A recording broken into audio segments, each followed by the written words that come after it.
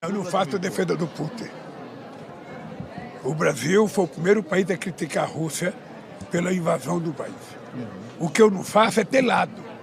O meu lado é a paz. O Brasil tem uma posição definida. Nós estaremos dispostos a participar de cualquier reunión que discuta paz. FISAS, de la Escola de Pau, un esfuerzo para lograr un acuerdo que ponga fin a la violencia, así como para implementarlo mediante negociaciones que pueden requerir mediación de terceros. Pensemos en algunos recientes, como Guatemala, Irlanda del Norte, Colombia. Ninguno fue fácil, pero ninguno se hizo al margen de una de las partes. Y para eso hacen falta todos los bandos que estén sentaditos en la misma mesa. Efectivamente, Pablo, de bandos va la cosa, porque tanto política como geográficamente hablando, los mayoritariamente allí presentes eran los estados del norte global. Entre ellos, pues destacaron líderes como la vicepresidenta de los Estados Unidos, Kamala Harris, que acudió en representación de Joe Biden, y también estuvieron presentes pues la presidenta saliente de momento de la Comisión Europea, Ursula von der Leyen, el presidente del Consejo Europeo, Charles Michel, y también pasaron por allí pues Pedro Sánchez y el presidente francés, Emmanuel Macron, el canciller alemán, Olaf Scholz, o el primer ministro británico Rishi Sunak. Pero además de la ausencia de Rusia y de China, hubo otras dos grandes faltas que se hicieron notar por no estar representadas a nivel de jefes de Estado. Nos referimos tanto al presidente colombiano, Gustavo Petro, que canceló su asistencia en el último momento, como al presidente brasileño, Lula da Silva. Y ahora vamos a ver por qué.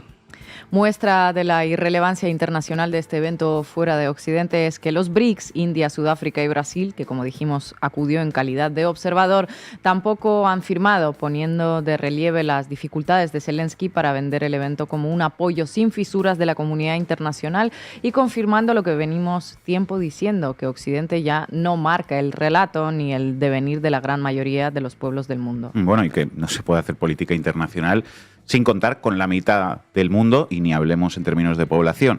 La cumbre concluyó con una declaración conjunta que sostiene que la integridad territorial de Ucrania debe ser la base de cualquier paz y que reclama seguridad nuclear y de tránsito marítimo para preservar el libre flujo de alimentos, así como un intercambio de prisioneros de guerra. Estos han sido los temas centrales del evento. Como la integridad territorial de Yugoslavia, ¿no? Por ejemplo. Fin. Los firmantes, los que no lo han hecho, así como los asistentes, son un reflejo geopolítico más certero que muchos discursos que escuchamos en los medios de comunicación, como luego nos contará Manu. No obstante, y volviendo a las condiciones de esa declaración, cabe recordar que la invasión ilegal rusa de 2022 se marca en un conflicto de 10 años, que comenzó con un enfrentamiento civil, precisamente en esas regiones del este de Ucrania, Donetsk y Lugansk, que no aceptaron el régimen surgido de las protestas de Maidán en Kiev a finales de 2013. Unas protestas en las que ha quedado probada la injerencia extranjera directa y que condujeron al país a una guerra en su suelo que se ha cobrado 15.000 vidas ya antes de que Putin lanzara su ataque ilegal en suelo ucraniano. Hoy las cifras ni siquiera siguen claras. Los números de víctimas civiles rondan los 30.000 según Naciones Unidas, entre personas muertas y heridas. El 65% de ellas, por cierto, en esas regiones, las del este del país.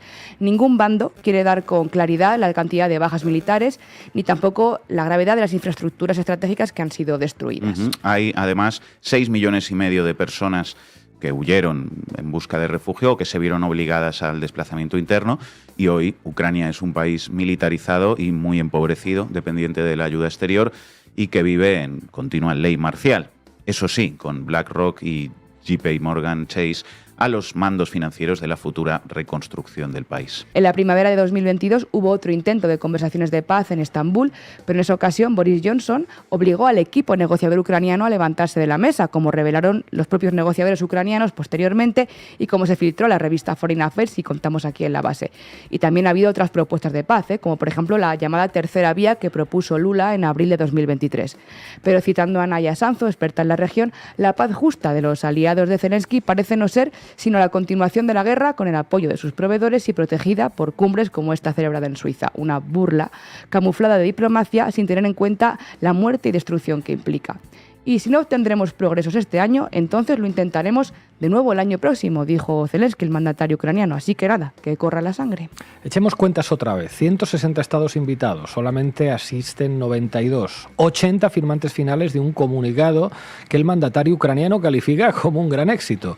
De su lado cuenta con las adhesiones de la Unión Europea, España incluida, of course, Estados Unidos, Canadá, Japón. También, por cierto, de Israel, esos pacifistas.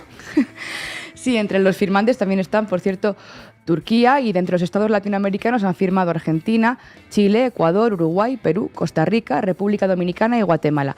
Y también ha firmado, como dice Pablo, Israel. Y de hecho el presidente ucraniano pedía en abril a sus aliados la misma unidad con Ucrania que con Israel. E insiste mucho Zelensky en vincular la defensa de ambos estados en una misma narrativa global de enemigos comunes. En esta ocasión, la declaración de la cumbre basa el apoyo de esos 80 estados a 3 puntos como ejes del texto: la seguridad nuclear, la seguridad alimentaria y la dimensión humanitaria del conflicto.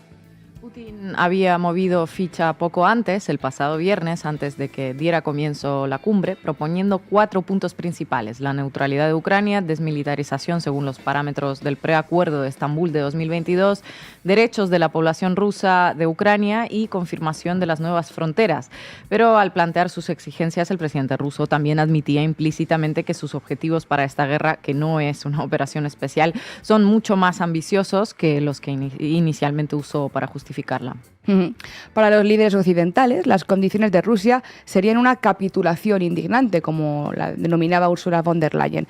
Pero el inmovilismo de los aliados de Zelensky solo conduce a una salida: continuar con el enfrentamiento armado. Y en cualquier caso, la utilidad de esta primera cumbre queda en entredicho debido, como decíamos, tanto a la ausencia como una de las partes del conflicto, como a esa falta de consenso internacional, y pese al establecimiento de un horizonte de segunda cumbre para el año que viene. Porque si la primera, como estamos viendo, ha resultado inoperante, es porque ha tomado partido por uno de los dos bandos y no por el bando de la paz. Y en ese sentido se pronunciaba Gustavo Petro, presidente de Colombia. Dale, Xavi.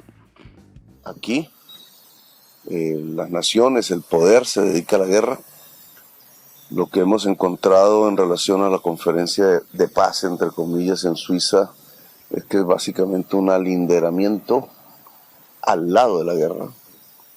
Y nosotros no estamos de acuerdo con eso. Por eso he decidido suspender mi visita y la invitación a la conferencia en Suiza, porque América Latina no quiere más guerra.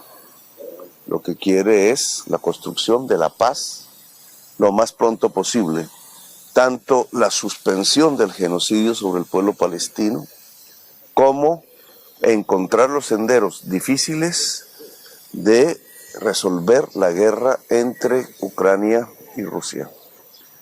Nosotros estamos dispuestos a participar en conferencias que libremente se dediquen a buscar los senderos de la paz y no a construir bloques para la guerra. No estamos con la guerra, estamos con la paz. La conferencia de paz es básicamente un alineamiento al lado de la guerra y nosotros no estamos de acuerdo con eso. América Latina no quiere más guerra, lo que quiere es la construcción de la paz. El presidente colombiano reclama la paz para el pueblo palestino y la búsqueda de senderos de diálogo para Ucrania y Rusia, y no la construcción de bloques para la guerra. Ha sido cristalino. O Brasil tem uma posição definida. Nós estaremos dispostos a participar de qualquer reunião que discuta paz, se tiver os dois conflitantes na mesa. Se tiver Rússia e Ucrânia. Sabe? Porque senão não é discutir paz. Ainda que ceda territórios para a Rússia. Ainda que ceda territórios para a Rússia, Crimeia, Donbass. Acho que tem que ter um acordo.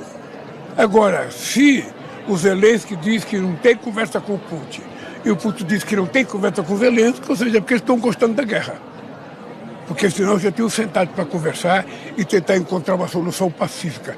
Qualquer solução pacífica mata menos gente, destrói menos e é mais benéfica ao povo, tanto da Ucrânia quanto da Rússia.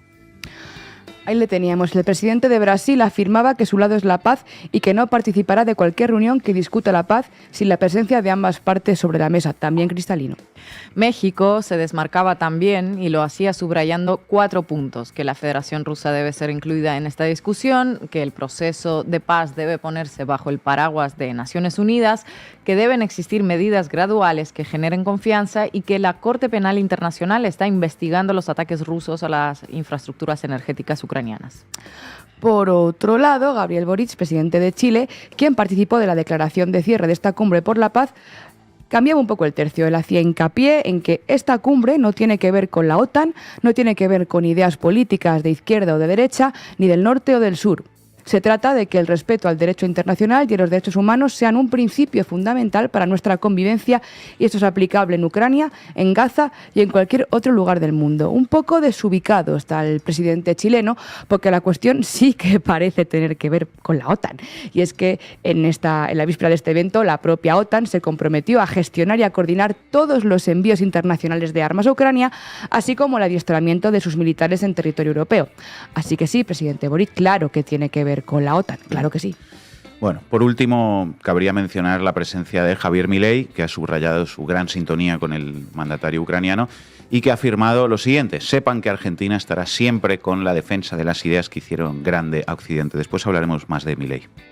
Y por matizar también al presidente chileno, también le podemos recordar que el G7, ya sabéis, los líderes de las economías supuestamente más avanzadas del mundo, endurecieron su tono contra China para evitar que comerciara con Rusia con alta tecnología susceptible de alimentar la industria militar. Ya sabéis, libre mercado, pero hasta cierto punto.